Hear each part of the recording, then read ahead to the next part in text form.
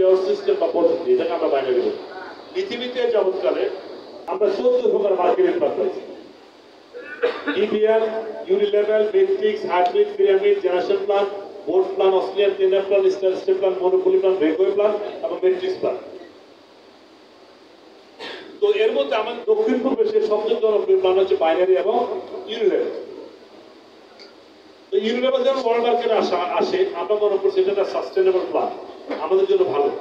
কিন্তু 15 বছর পরে এসে দেখলাম আমার ধারণা ভুল, মূলত ইউনিলেভেলটা ব্যর্থ না। তাহলে কাজ করতে হবে কোথায়? বাইনারি প্ল্যানে। কোথায় কাজ করতে হবে? আমরা হয়তো বুঝে যাচ্ছে, এটা খেয়াল করি। কাজ করতে হবে বাইনারি প্ল্যানে। কোন প্ল্যানে?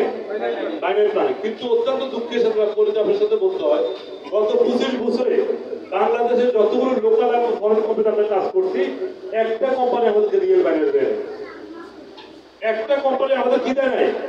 রিয়েল বাইনারি দেয় নাই। বাইনারি মতো বাট নট বাইনারি। বান্দর মানুষের মতো, তাই বলে কি বান্দর কি মানুষ থাকে?